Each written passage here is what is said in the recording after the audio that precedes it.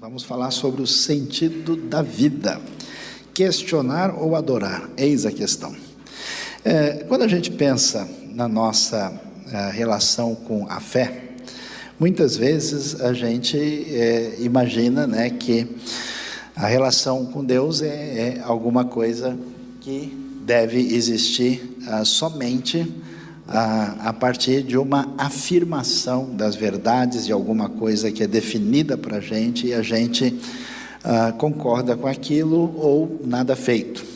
Interessante que a tradição bíblica, nos seus livros, vai ter um livro muito interessante que faz parte daquilo que está relacionado com o rei Salomão, considerado o rei mais sábio de Israel, onde a gente tem um livro que é chamado livro de Eclesiastes, o livro conhecido como Coelet. E muita gente que conhece, que já leu Eclesiastes, vai ver lá que Eclesiastes assim diz o pregador. Na verdade, o pregador ali soa mais como alguém que age como uma espécie de mestre, de sábio, de alguém que ensina as coisas. E o livro, quando você vai ler, certamente você vai ter uma série de surpresas se ler com atenção e conseguir entender razoavelmente o que a gente tem lá. Porque é um livro de questionamento, tem frases assim estranhas, né? Quem pode garantir que o espírito da pessoa que morre sobe para Deus e do animal não faz a mesma coisa? Final do capítulo 3 diz isso. E se alguém lê o Eclesiastes sem entendimento adequado, ele de fato vai entrar numa série de conflitos e questões assim difíceis de entender. Quando a gente lê, é importante ver que o livro foi escrito com a perspectiva de quem vê a vida apenas debaixo do sol. Ou seja, essa expressão aparece muito lá, aquilo que acontece debaixo do sol. Se você for olhar só debaixo do sol e for fazer um raciocínio sobre a vida, onde é que você vai chegar? Então, a pergunta que Eclesiastes levanta, né, que a gente talvez não imagina que o texto bíblico, assim, que parece ser simplesmente uma referência normativa para a gente seguir e ver se está pisando no quadrado ou não, o livro vai levantar uma série de questionamentos. Por exemplo, que vantagem há nesta vida? Será que a vida tem sentido? A expectativa de achar a resposta nas várias atividades humanas, o livro vai discutindo isso, traz uma espécie de vazio descrito com uma palavra que é a palavra hebraica hevel. Essa palavra é uma palavra que está ligada com o nome de Abel. Ela significa neblina, ela significa um vapor que vai embora rapidamente. E historicamente, as diversas traduções da Bíblia chamaram isso de vaidade. Vaidade é uma palavra que confunde um pouco, né? Porque dá a impressão de uma coisa assim, nossa, a pessoa tem muita vaidade, ela se arruma muito, né? Mas vaidade significa algo vazio, vão. É nesse sentido que a coisa não tem substância, é como morder um algodão doce, né? Você morde e não tem nada, é uma coisa, eu preciso sarar desses traumas pessoais profundos aqui, né? Tem a ideia de vaidade, de futilidade, às vezes tem sentido de absurdo e até mesmo de uma coisa passageira, como acontece com a neblina. Interessante que depois dele discorrer bastante e falar sobre esse assunto, a busca humana intensa vai ser ali apresentada e o mestre então vai aí trazer uma espécie de sábia conclusão que a gente vai descobrir como é que fecha o livro de Eclesiastes. Interessante, o começo de Eclesiastes vai trazer um questionamento que faz parte da discussão do mundo contemporâneo. Vocês sabem que não faz tanto tempo assim, o pensamento nosso se deslocou. Antigamente, os homens estavam preocupados com aquilo que os estudiosos chamam de uma busca de um entendimento metafísico da realidade. Depois, eles passaram, especialmente a partir do século XVI, a tentar entender como é que o nosso conhecimento pode nos dar um caminho de seguro para entender a realidade e a vida. Mas à medida que o tempo passou, especialmente do século XIX para cá, o pessoal começou a dizer assim, olha, o ser humano não funciona tanto pela razão. Parece que existem forças mais profundas no ser humano que vão além do seu entendimento racional e analítico a respeito da vida. E aí começou-se a questionar mesmo quais são os elementos principais que dominam o ser humano. Aí as respostas foram no caminho da compreensão dos elementos inconscientes que dominam a nossa mente, o nosso comportamento. Houve uma tentativa do elogio da arte, houve uma espécie de pessimismo, sendo que o ser humano é dominado pelas forças mais negativas possíveis. E especialmente no século XX, surgiu uma forma de pensar que começou a dizer que, na verdade, o ser humano é um absurdo inútil, que a vida não tem sentido. E olha só que coisa interessante, por isso que é interessante ler a Bíblia e ver como é magistral o texto bíblico e a sua capacidade de ter pertinência às diversas épocas de uma maneira absolutamente única. O texto começa dizendo o seguinte, Eclesiastes, nós vamos ver alguns textos do capítulo 1 e 2. As palavras do mestre, filho de Davi, rei em Jerusalém, historicamente relacionado diretamente com Salomão. Que grande inutilidade, diz o mestre, que grande inutilidade, nada faz sentido. O que o homem ganha com todo o seu trabalho em que tanto se esforça debaixo do sol? E olha que ele nem estava no Brasil para dizer isso, hein? Gerações vêm e gerações vão, mas a terra permanece para sempre. O sol se levanta e o sol se põe e depressa volta ao lugar de onde se levanta. O vento sopra para o sul, vira para o norte, dá voltas e voltas, seguindo sempre o seu curso. Todos os rios vão para o mar, contudo o mar nunca se enche. Ainda que sempre corram para lá voltam a correr. Todas as coisas trazem canseira. O homem não é capaz de descrevê-las. Os olhos nunca se saciam de ver, nem os ouvidos de ouvir. O que foi tornará a ser, o que foi dito se fará novamente. Não há nada novo debaixo do sol. Haverá algo de que se possa dizer, veja, isso é novo? Não, já existiu há muito tempo, bem antes da nossa época. Ninguém se lembra dos que viveram na antiguidade, e aqueles que ainda virão, tampouco serão lembrados pelos que vieram depois deles. Existe a realidade dos chamados ciclos que fazem parte do mundo. E o livro de Eclesiastes começa a dizer, você já reparou que a vida é um vai e volta, né, que retorna, e que há um ciclo e a gente está preso numa espécie de caixa determinista, onde as coisas se repetem o tempo todo, e tem coisa que a gente vê que não tem como mudar. Aliás, sempre foi assim, as gerações vão, elas voltam, tudo é do mesmo jeito, a gente está numa espécie de prisão, né? Aí temos que achar o prison break, né? Precisa achar a saída, como é que a gente escapa desses ciclos que todas as coisas são canseira, e a gente na verdade não tem resposta. E esse tipo de discussão começa a se levantar, e ele está exatamente falando o seguinte, como é que uma pessoa que vive exclusivamente debaixo do sol, sem considerar uma realidade além daquilo que faz parte das nossas experiências, dos sentidos, como é que ela vai encarar a vida se ela for honesta e sincera? Ela vai prestar atenção nessa realidade cansativa, né? E essa atitude que, aliás, toma conta da sociedade de hoje. Parece que as pessoas estão sempre cansadas, parece que elas estão sempre assim, dominadas assim por uma espécie de marasmo, por uma coisa que marca o jeito de ser, essa grande náusea, para repetir uma palavra de um filósofo conhecido, o senhor Jean-Paul Sartre. Aí o que acontece? Eu acho interessantíssimo, ele vai dizer, peraí, pode ser que tenha um caminho. Pode ser que tenha um caminho para quebrar esse ciclo onde parece que nada tem sentido.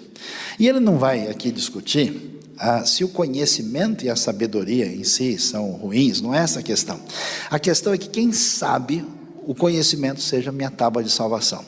Quem sabe que aquilo que realmente a pessoa procura, que é significado para a vida, sentido para a vida, aquilo que faz valer a pena não só continuar vivendo, celebrando a vida e vivendo-a de maneira positiva, construída e ir adiante. Existe hoje uma grande nuvem escura, assim, na nossa civilização, onde esse sentimento negativo que está por trás de tanta depressão, que está por trás de tanto suicídio, que está por trás de tanto comportamento estranho, não é só uma questão que a gente pode chamar de religiosa, não é só uma questão que a gente pode chamar até mesmo de clínica ou de médica, muitas vezes é uma questão de entendimento sobre a vida, porque onde a pessoa está fundamentada não tem condição de levá-la muito longe. Então ele falou, já sei, um caminho é o conhecimento, é o que todo estudante, né, quando chega lá para os seus 16, 17, 18 anos, vai entrar na universidade, eu falei, já sei, para ser alguém na vida, meu pai e minha mãe falaram, você tem que estudar e estudar pra caramba, vai rolar trigonometria, vai rolar aqueles capítulos estranhos da história do Brasil, feudalismo europeu e tudo aquilo que a gente nem quer ouvir no domingo, vai acontecer lá. Então, o texto de Eclesiastes continua e diz, eu, mestre, fui rei de Israel em Jerusalém, dediquei-me a investigar e a usar a sabedoria para explorar tudo que é feito debaixo do céu. Que coisa, que fardo pesado Deus pôs sobre os homens. Tenho visto tudo que é feito debaixo do sol e qual foi a sensação depois de se aprofundar tanto no conhecimento? Tudo é inútil e é correr atrás do vento. O que é torto não pode ser endireitado, o que está faltando não pode ser contado. Fiquei pensando, eu me tornei famoso e ultrapassei em sabedoria todos que governaram Jerusalém antes de mim. De fato, adquiri muita sabedoria e conhecimento, por isso me esforcei para compreender a sabedoria, bem como a loucura e a insensatez, mas aprendi que isso também é correr atrás do vento, pois quanto maior a sabedoria, maior o sofrimento. Amém, irmãos? E quanto maior o conhecimento, maior o desgosto. É interessante como isso tem marcado grande parte da história do nosso pensamento. Talvez uma das pessoas principais pelo jeito de pensar dos nossos dias foi um homem chamado Friedrich Nietzsche.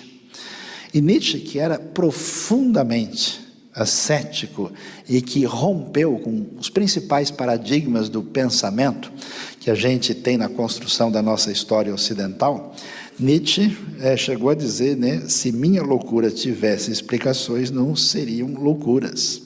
Ou seja, o homem que, de fato, inclusive, morre louco, absolutamente assim, desconectado com a realidade. E grande parte do nosso pensamento caminhou nessa direção. Existe hoje, nos altos círculos de reflexão sobre a vida, uma ideia de que a nossa mente, o nosso entendimento, não consegue dar uma explicação valiosa sobre a vida pela qual vale a pena viver. Isso não quer dizer que o conhecimento é ruim, que a nossa razão não serve. A questão é outra. A questão é quando a gente põe a mente, o conhecimento para ler o mundo simplesmente debaixo do sol, para encontrar significado e entendimento sobre a vida, onde é que a gente chega? A gente chega nessa sensação. A sensação que eu corri atrás do vento, eu não consigo fechar as coisas. Eu não consigo chegar no ponto final. E é interessante como Eclesiastes revela o sentimento de uma grande parte de pessoas que se dedica à academia nos dias de hoje. Dá uma olhada só de como é que ele descreve o assunto no capítulo 2. Então passei a refletir na sabedoria, na loucura e na insensatez. Que pode fazer o sucessor do rei a não ser se repetir o que já foi feito? Percebi que a sabedoria é melhor que a insensatez, já está razoável, né? Assim como a luz é melhor que as trevas, amém, né? O homem sábio tem olhos que enxergam, mas o tolo anda nas trevas. Todavia percebi que ambos têm o mesmo destino. Ou seja, por mais que um seja um grande especialista, olhando só debaixo do sol, os dois vão para o cemitério depois, que coisa. Aí fiquei pensando, o que acontece ao tolo também me acontecerá. Que proveito eu tive em ser sábio? Então eu disse a mim mesmo, isso não faz o menor sentido. Nem o sábio, nem o tolo serão lembrados para sempre. Nos dias futuros, ambos serão esquecidos. Como pode o sábio morrer como o tolo morre? Essa pergunta que a gente faz, que você ouve quando conversa com alguém, mas como pode uma coisa dessa, uma pessoa tão valiosa, importante, significativa que fazia isso, o cara morreu de bala perdida. E aí o sujeito que está fazendo mal parece que está tendo hora extra, já devia ter ido, né, faz tempo. Como é que a gente entende essas coisas? Esse tipo de pergunta já é levantada aqui. Será que vale a pena o conhecimento como referência de sentido para a vida, na sua compreensão mais ampla? O autor de Eclesiastes, o texto bíblico chega e diz, olha, eu fui atrás do conhecimento, não encontrei nada. Eu acho interessante quando eu vejo uma galera nova assim, né, feliz, querendo se aprofundar, entrando na universidade ou começando um mestrado, você vê que a pessoa está naquela assim, ó, com esse entendimento eu dominarei o mundo e viveremos felizes para sempre e para sempre, amém. Quando o Eclesiastes diz que o conhecimento não trouxe o entendimento necessário, falou, já sei, tem outra coisa, como a pessoa descobre na faculdade, além das salas de aula, tem o barzinho com as rodadas de cerveja, é lá que eu vou achar a felicidade, o sentido da vida. Interessante, parece que ele segue a lógica que a gente não abandonou até hoje, amém, irmãos? Alguém foi abençoado? Vamos ver? Ele vai dizer o quê? Eu disse a mim mesmo, capítulo 2, venha, experimente a alegria, descubra as coisas boas da vida. Já que o negócio de estudar só deixa doido, não leva a nada, só faz a pessoa ficar mais esquisita que os outros, pode até dar um bom salário, um bom emprego, mas não faz diferença no entendimento e no sentido da vida. Então a gente vai atrás das coisas boas da vida, mas olha só, fui atrás e isso também se revelou inútil. Aí a gente conheceu a ressaca, né? Concluí que o rir é loucura e a alegria de nada vale.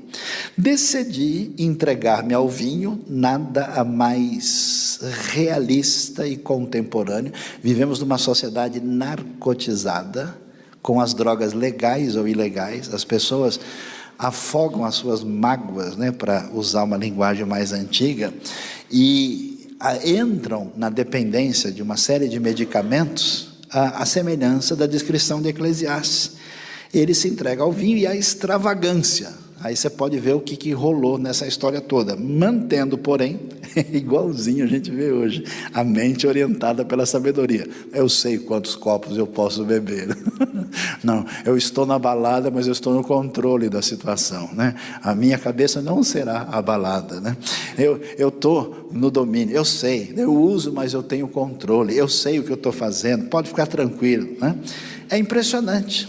Eu tive tudo isso, eu queria saber o que vale a pena, debaixo do céu, nos poucos dias da vida humana.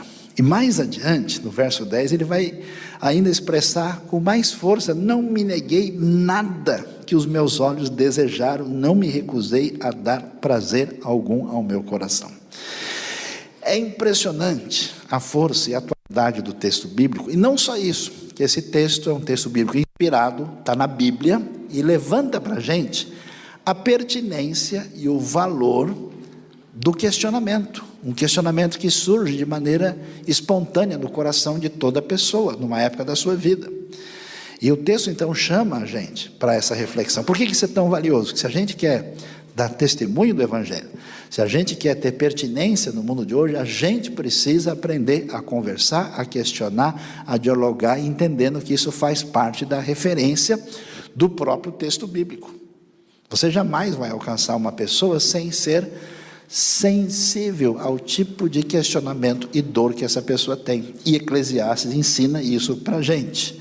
Então, ele se entrega aos prazeres e descobre que entregar-se aos prazeres, às vezes, é uma situação de beco sem saída. É impressionante, né? É aquela música antiga dos Titãs, a gente quer prazer, né, para aliviar a dor. É a fuga do sofrimento, é a tentativa de lidar com as contradições internas, é mexer com os descompassos da vida, é às vezes encontrar um sentido. E é interessante isso. Já viu aquela pessoa certinha, né, que tentou estudar, depois percebeu que isso não ia completar o X da equação? A pessoa fala, sabe de uma coisa? Eu vou cair na gandaia, porque não é possível que só eu fique de fora e não aproveite nada. E quantas pessoas na faculdade, ou no momento depois, no momento da vida, desligaram as suas referências, falaram, deixa eu pelo menos aproveitar só para saber como é que é, e vai descobrir que não é. A euforia tem o seu lado posterior. A entrega, aquilo que é chamado de prazer, acaba trazendo uma conta muito elevada mais tarde. E ele descobre isso como, infelizmente, a nossa sociedade está tendo o mesmo tipo de problema. Eu fico impressionado. Você vai para lugares do mundo altamente sofisticados. Um lugar, por exemplo, como a Suíça, ou como a Holanda, onde você vê pessoas. Eu estava numa reunião em Amsterdã com um conhecido que cuida de uma igreja brasileira, e aí eu conversei com a filha que era adolescente, e ela falou assim, a pergunta que a gente tem na escola é se a aula que o nosso professor está dando, no segundo período, vai ser mais interessante, mais animada do que o primeiro período. Eu falei, mas por quê? É porque no intervalo ele vai no chamado coffee shop, e aí ele usa de tudo que ele tem a possibilidade lá. Então na segunda aula ele volta leve, rindo, fazendo um monte de piada, e a aula é diferente. Então a gente sempre espera o segundo momento da aula. Você imagina crianças em formação tendo como referência a expectativa de que um dito professor vai trazer uma aula mais aprazível, terá uma didática extremamente marcada por elementos favoráveis, porque ele é dependente de narcóticos. Que mundo maluco, mundo de muito conhecimento, de muitas vezes alta erudição e até mesmo de alta tecnologia, sem condições de encarar o sentido da vida. A impressão é que a gente está num trem em alta velocidade e que se parar a gente pula do trem, e se não pular, com ele em alta velocidade mesmo. Mas tem uma solução que vai resolver, quem sabe, a coisa que a gente conhece, já que São Paulo não é exatamente a cidade da diversão, pelo menos desse lado a gente pode tentar. O que a gente vai ver? Ele vai dizer, olha, eu vou continuar contando a história para vocês, eu tentei ir atrás do prazer, como vocês viram, eu não neguei nada que os olhos desejaram, não me recusei a dar prazer, na verdade, eu me alegrei em todo o meu trabalho, né? Quer dizer, o cara entrando para poder estudar, para ter futuro, achando, eu vou achar o sentido da vida, depois ele se decepcionando e começando a buscar sentido nas alegrias paralelas que o ambiente oferece, e depois ele se forma e diz, não, agora, na minha profissão, eu vou conseguir resolver o negócio. Aí eu vou ser o melhor engenheiro, eu vou ser o médico da região, eu vou ser o advogado X, eu vou ser o profissional Y, eu vou ser o mestre da TI, né? Pela minha TI, vou tirar todos da UTI, e assim a coisa vai acontecer. Ele diz, eu me alegrei em todo o meu trabalho, essa foi a recompensa de todo o meu esforço. Contudo, quando avaliei tudo o que as minhas mãos haviam feito, e o trabalho que eu tanto me esforçara para realizar, percebi que tudo foi inútil, foi correr atrás do vento. Não há nenhum proveito no que se faz debaixo do sol. E ele prossegue. No capítulo 5 ele vai com aquilo que é o resultado do trabalho, especialmente na nossa sociedade, onde as pessoas costumam selecionar trabalho em função do que ela pode ter de proveito financeiro para ter o que a gente chama de nível de vida melhor. Ele diz, quem ama o dinheiro jamais terá o suficiente. Vocês já viram isso em algum lugar? A pessoa sempre sabe que o outro é que ganha melhor e que tem um padrão de vida desejável. Ele sempre está. Nunca encontrei ninguém falando, puxa, eu estou ganhando muito, eu preciso dar um jeito de diminuir isso. Quem ama as riquezas jamais ficará satisfeito com seus rendimentos. Isso também não faz sentido. E é assustador quantas pessoas têm rendimentos altos e dívidas mais elevadas ainda, que nunca conseguiram o mínimo, porque essa relação de consumo é uma relação perturbada do ponto de vista psicológico, filosófico e espiritual, porque a pessoa, na verdade, vê no ato de consumo uma espécie de resposta existencial para a sua própria vida. Então é uma coisa fora daquilo que tem a ver com algo saudável para nós. Quando aumentam os bens, também aumentam os que os consomem. E que benefício traz os bens a quem os possui, se não, olha só, dar um pouco de alegria aos seus olhos. É muito legal isso aí, porque a gente compra a última coisa, né? Que é o último material brilhante, produto X, e depois de 2 semanas você olha para outro, o que você está olhando feio para mim? Por que você não é tão simpático como há 2 semanas atrás? O sono do trabalhador é ameno, quer coma pouco, quer coma muito, mas a fartura de um homem rico não lhe dá tranquilidade para dormir. E de fato, a gente tem um monte de gente hoje, cuja relação com trabalho e com ganho e com proveito é doentia. Eu acho até impressionante que esse jeito cordial assim que a gente acaba tendo nas reuniões religiosas da igreja, quando você vai ter uma relação de trabalho com a pessoa, isso desaparece, né? Você tem direito à facada, né? Você tem direito à competição do mercado. Você se transforma em outra pessoa porque o sentido da vida está naquele suposto sucesso. E ele vai chegar ao entendimento que aquilo que não foi alcançado pelo conhecimento como resposta para o sentido da vida, aquilo que não foi alcançado pela alegria desmedida e pelos prazeres disponíveis de maneira imediata, também não é alcançado pelo trabalho e aparente sucesso por meio dos bens adquiridos. Olha só a reflexão que ele vai apresentar. Por isso, desprezei a vida. Pois o trabalho que se faz debaixo do sol pareceu-me muito pesado. Posso ouvir um amém aqui? Tudo era inútil, era correr atrás do vento. Desprezei todas as coisas pelas quais eu tanto me esforçara debaixo do sol, pois terei que deixá-las para aquele que me suceder. E quem pode dizer se ele será sábio ou tolo? Todavia, terá domínio sobre tudo que realizei com o meu trabalho e com a minha sabedoria debaixo do sol. Isso também não faz sentido. Isso, se pensarmos na vida de Salomão e de um rei, você fala, puxa, tudo que eu construí e eu vou embora vai ficar na mão de quem? Por isso a pergunta, qual é o investimento real da sua vida? Que legado você deixa para os seus filhos? Que legado você deixa para a sua família? Que legado você deixa para as pessoas? Quais são os valores que permanecem ou não? E aí ele cheguei ao ponto de me desesperar por todo o trabalho no qual tanto me esforcei debaixo do sol. Pois um homem pode realizar o seu trabalho com sabedoria, conhecimento e habilidade, mas terá que deixar tudo que possui como herança para alguém que não se esforçou por aquilo. Isso também é um absurdo e uma grande injustiça. Parece uma pessoa que você encontrou na rua de casa ontem, né? Uma grande injustiça. Que proveito tem um homem de todo esforço, de toda ansiedade com que trabalha debaixo do sol? Durante toda a sua vida, seu trabalho é pura dor e tristeza, mesmo à noite a sua mente não descansa. Isso também é um absurdo. Aliás, a loucura, é a dor da sociedade contemporânea. A pessoa deita e a cabeça dele fica rodando.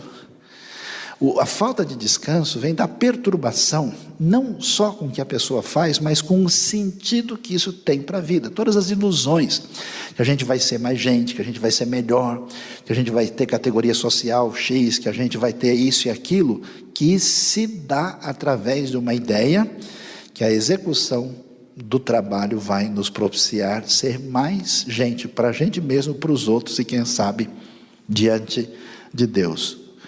Quando se chega ao fim desse túnel, se descobre que isso não consegue dar sentido à vida.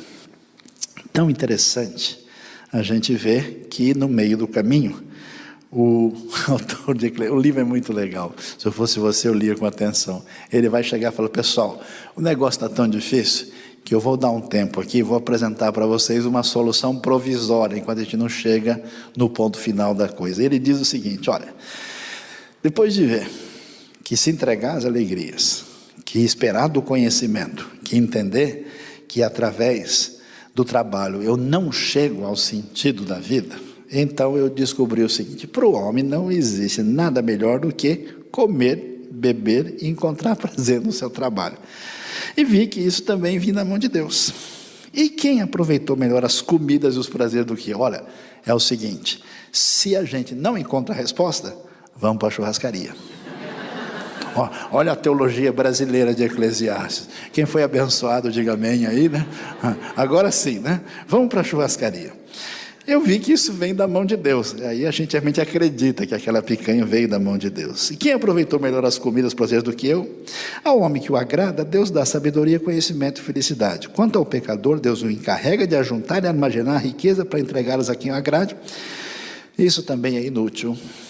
É correr atrás do vento. Em vários lugares, antes do final do livro, o Eclesiastes vai dizendo, olha, sabe o que você faz? Come bem, viva bem com a sua esposa, vá empurrando com a barriga, vá levando, aproveite o que Deus deixou na sua mão e quem sabe vai dar para a gente ir levando. E é interessante que é o que muita gente faz, gente que desistiu de pensar na vida, porque pensando no conhecimento separado da referência de Deus, não chega a lugar nenhum. Aí então a pessoa desliga, fez um monte de bobagem, porque se entregou aos prazeres, aí diz, não, nessa roubada eu não entro de novo, porque eu me queimei muito.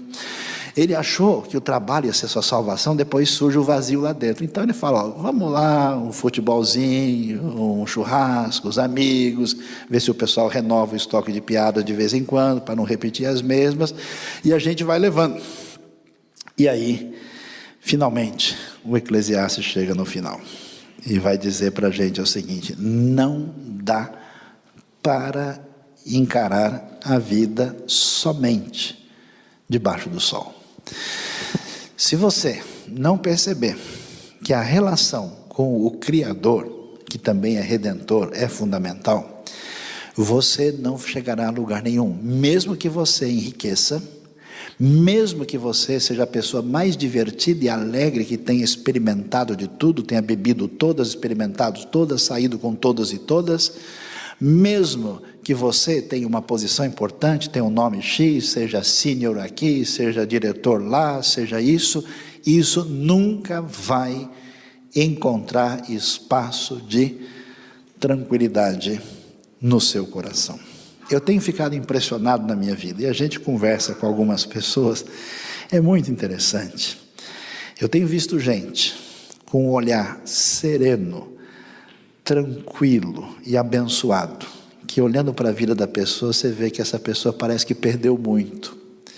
Mas essa pessoa não só encontrou a dimensão da sua relação com Deus, não só teve o seu coração curado, e teve uma caminhada quando a sua vida teve sentido, porque ela teve sintonia com o Senhor, com o coração da pessoa, alinhando o que precisa, e na sua vida de serviço ao próximo. Uma vida que abençoa a vida dos outros. Eu tenho visto gente tão bem sucedida, tão destruída, tão marcada, tão arrebentada pelas falsas alegrias, pela construção de um ídolo próprio em torno de si mesmo. Pessoas até que chegam a ser chatas e doentias, porque construíram aquilo que não tem condição de ser sustentado. Porque na verdade, não são as coisas em si, mas são o que elas significam para a gente. E se esse significado não preenche, essa torre que a gente levanta vai cair.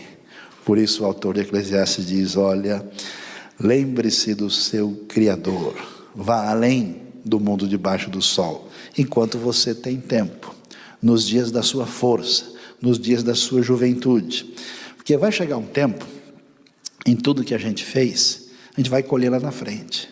Se a gente gastou a vida para se divertir, que é o paradigma, que eu vejo uma obsessão hoje por essa cultura da diversão, que parece que não deixa ninguém mais feliz na semana seguinte, se a gente gastou com esse foco, conheço gente, por exemplo, que não poupa recursos para tentar dar aos seus filhos a diversão mais cara e às vezes desnecessária possível, mas não tem relação real nenhuma com eles. É impressionante como há pessoas que se afundam num aprofundamento, na busca de respostas com um tipo de conhecimento que você vê que vai afundando a pessoa. E quantas pessoas gastam a sua vida para depois olhar para trás e dizer o que foi que eu fiz. Vão chegar os dias difíceis, e lá você faz a contabilidade última. E para que eles não se aproximem, você venha dizer: eu continuo mais absolutamente cansado, absolutamente sem disposição, não tenho nenhuma satisfação neles.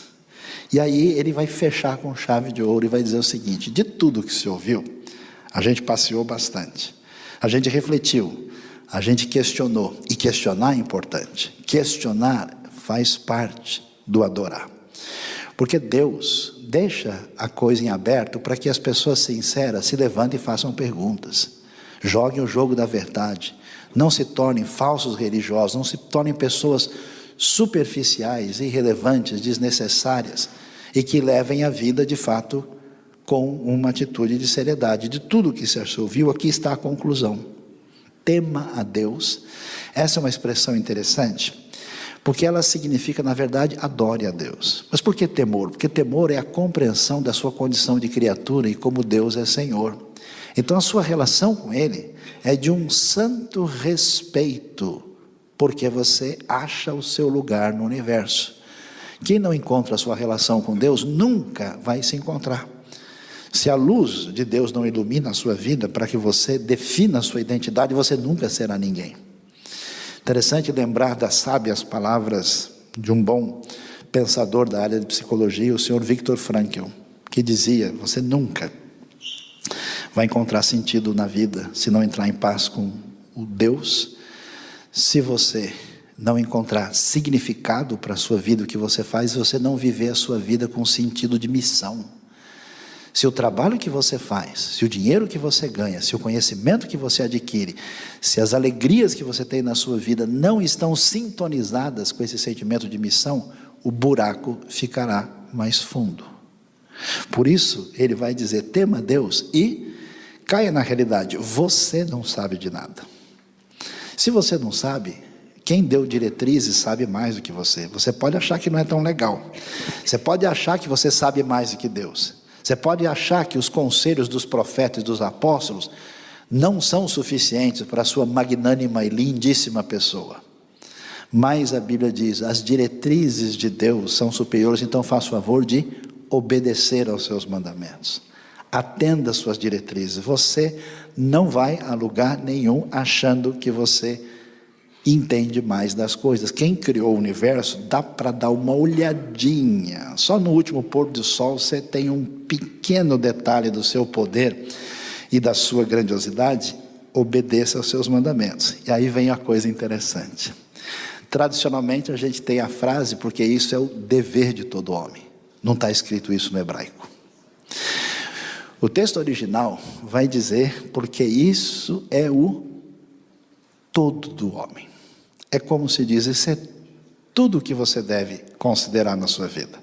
Por isso, uma melhor tradução: porque isso é o essencial para o homem. Isso é o fundamental para o ser humano.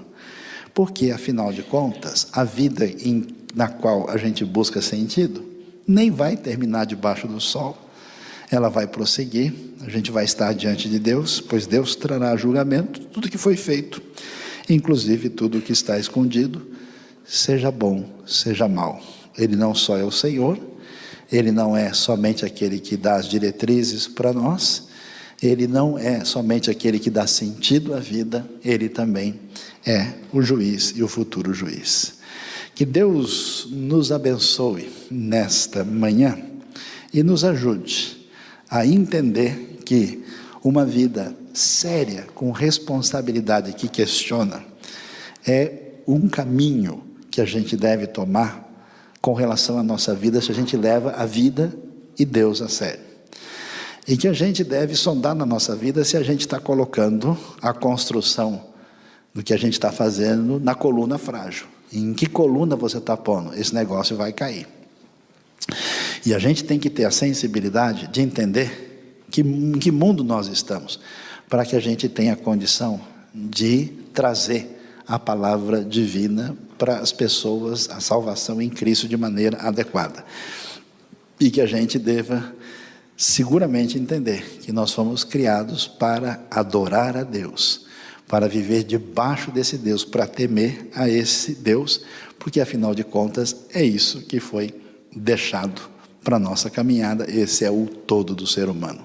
Deus nos abençoe nesta manhã. Amém?